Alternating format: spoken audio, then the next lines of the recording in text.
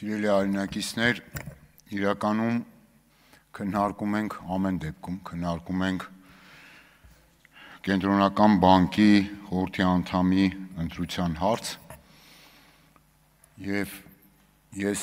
օգտվելով առիթից մի քանի կարևոր ոլորտին վերաբերող խնդիրներ եմ ուզում բարձրաձայնել։ Չնայած միանգամից ասեմ, որ մեծ հույս չունեմ, որ օրվա իշխանությունը ականջալուր է լինելու եւ առնվազն գոնե այդ խնդիրները դարձնելու է դիտարկման առարկա, բայց եւ այնպես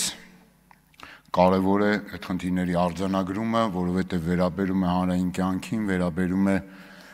մեր գրեթե բոլոր քաղաքացիներին, նրանց կյանքի որակին եւ ընդհանուր առմամբ նաեւ մեր սոցիալ-տնտեսական ոլորտին։ Կենտրոնական բանկը, ինչպես գործընկերս Արտուր Խաչատրյան բնորոշեց, մեգակարգավորող գործառույթ ունի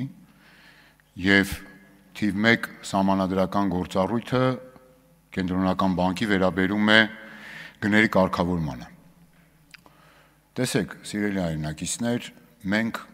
ամենօրյա ռեժիմով գրեթե լսում ենք ամենատարբեր գնահատումները, այս մի կողմը ներկայացնում է թե ինչքան պայծառ է կյանքը եւ ինչքան արագ ենք մենք զարգանում, ընդդիմություններ բնականաբար խնդիրներ են մատնանշում ամենատարբեր գնահատումներով, բայց մի բան փաստ է։ Մեր երկրի թիվ 1 սոցիալական խնդիրը նախորդ 7 տարիներին շարունակում է պատճառաբանված լինել հենց առաջանցիկ գնաճով։ Հիմա ինչ էլ ուզում են ասեն օրվա իշխանությունները, այդ թվում վիճակագրություն բերողները, տեղ-տեղ նկարողները, միևնույնն է, այս գնաճը, որը Կենտրոնական բանկի կարգավորման տիրույթում է,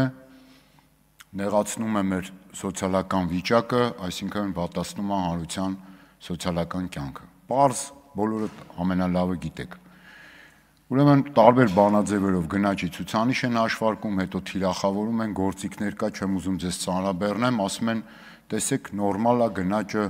մեր կանխատեսած տիրույթում է, ենթադրենք 4%, միջին գնաճը ամեն ինչ լավ է, ուրախ զվարթ։ Նախորդ 7 տարիներին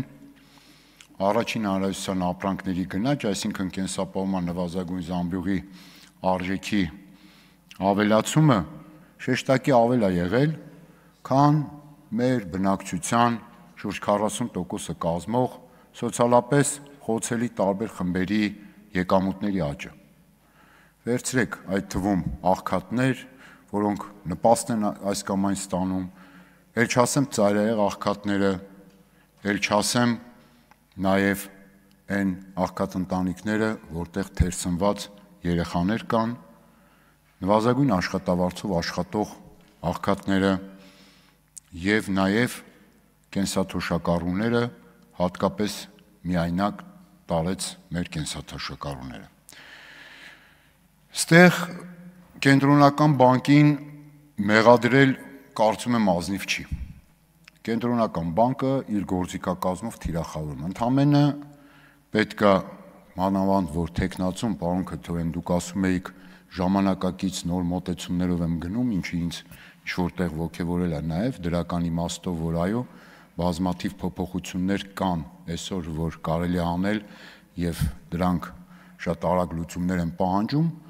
այստեղ առնվազն միջազգային նաև պրակտիկան դիտարկելով Կենտրոնական բանկը կարա գնաճի դեմ պայքարի, օրինակ որոշակի դիվերսիֆիկացված գործիքակազմեր կիրառելով, միանշանակ այն ինչ որ ունի, եթե ընդհանուր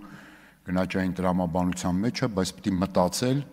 նաև ճկուն պետք է մտածել, ինչպես դուք եք ասում, որ հնարավոր դառնա, ասենք օրինակ առաջնահերթ փոխազդելու առաջին հանրայնության ապրանքների, պարոնային անվտանգության զամբյուղում ներառված ապրանքների գնաճը կասեցնելու համար։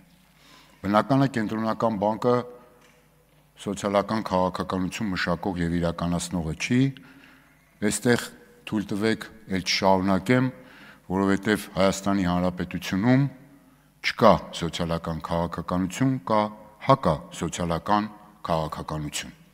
Եվ կա նաև դրան զուգահեռ ստերի, կեղծիքների, անընդհատ անիմաստ խոստումների, մանիպուլյացիաների մի իրավիճակ, որով փորձում են քողարկեն այդ ձախողումները։ Հիմա գալով ժամանակակից այսպես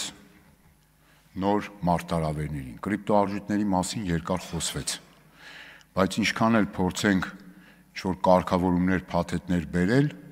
միևնույնն է, այստեղ թիվ 1 խնդիր, իհարկե դրանք անհրաժեշտ են, թիվ 1 խնդիրը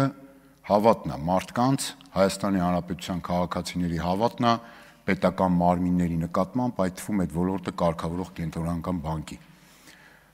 Բայց այս վերջին 7 տարիներին կեղծ խոստումների շքերթը խոստանալ չանելու առաջնորդությունը նաև բերել է դրան, որ մարդիկ այո չեն վստահում նաև դրամային քաղաքականությանը, նաև չեն վստահում այդ կարգավորումներին եւ ցավոք սրտի դա շատ հաճախ, օրինակ արժույթի արժեզրկում, գերարժևորում, այս տատանումների ժամանակ, կրիպտոարժույթների ոլորտում եւ այլն ընկնում են եւ ամենատարբեր բանկային այս խապկանքները, վստահ եմ դուք էլ պարոն Քթոյան լավ գիտեք, ընկնում են ծուղակները, փողեր են կորցնում, մեծ փողեր են կորցնում եւ բնականաբար նոր հիասթափությունների առաջ են կանգնում։ Կլինեն լուծումներ, չեմ կարծում, չեմ հավատում։ Խնդիրներ էլի կան, առիթ կունենանք, նորից կարծում եմ կանրադառնանք, բայց ես չեմ կարող նաև չանդրադառնալ այս 2 օրվա այս վայրիվերումներին, ես ասեմ անսահման վախի մթնոլորտին, որը տիրում է սահմանադրական մեծամասնություն ունեցող քաղաքական ուժի մոտ։ Ժողովուրդ ջան, այս ինչի եք սենց վախեցել։ Այս ինչ ա եղել։ Այս չէ, մեզանից չէ, դուք, չէ, ինձանից դուք չեք վախենում, պարոն Սիմոնյան, եւ պետք էլ չի, որ ինձանից վախենաք։ Ես ուզում եմ, որ դուք Աստծուց վախենաք։ Ինձանից պետք չի վախենալ, ինձանից պետք չի։ Տեսեք, ես անկեղծ ուզում եմ, ինչի, որովհետեւ դուք առաջնորդում եք իմ երկիրը, դուք առաջնորդում եք իմ ժողովրդին, դժբախտաբար այդպես է, բայց դուք եք առաջնորդում, չգիտեմ քանի օր դա կլինի, քանի ժամ կլինի, որքան կտևի, բայց առնվազն այս պահին այդպես է, վախեցեք Աստծուց վախեցեք, որովհետև Աստծո պատիժը աներկբայ է, գտնելու է բոլորին ամենուր եւ լինելու է համարժեք։ Իսկ դուք միայն վախենում եք, գիտեք ինչից։ Իշխանություն կորցնելուց։ Ձեր տունը շինվի, իշխանություն է, էլի, կկորցնեք էլի, բա դուք ժողովրդավար եք, չէ։ Բա մի օր պետք է կորցնեք, չէ, առնվազն 300 տարեկանում, պարոն Սիմոնյան, երբ որ բնական մահով մահանաք, քոնե ժամանակ էլ իշխանություն չեք ունենա, կամ 500 տարեկանում, օրինակ։ Բայց առնվազն այդ մի օր գալու է, այդպես վախենալ պետք չի։ Երբ որ շատ եք վախենում, շատ սխալներ եք թույլ տալիս։ Իսկ երբ որ շատ եք սխալներ թույլ տալիս, իշխանության կորուստը ավելի շուտ է գալիս։ Խորհուրդ եմ տալիս, կարող եք չընդունել, ավելի լավ կլինի, որ չընդունեք, բայց այդպես է իրականությունը։ Իսկ դուք վախենում եք միայն ձեր տակ առած աթոռներից, որովհետև ես հասկանում եմ, ամենալավը դուք գիտեք, ինչ եք բերել իմ ժողովրդի գլխին։ Դուք գիտեք ամենալավը, ինչքան էլ գաք քննադատեք։ Օրինակ, հիմա պարոն Թումանյանը կարա ինձ մեղադրի, օրինակ, քրեական օրենսգիրքը կարա բացի, առաջին հոդվածից մինչև անցումային դրույթներ կարդա, պարոն Վարդանյանն էլ որպես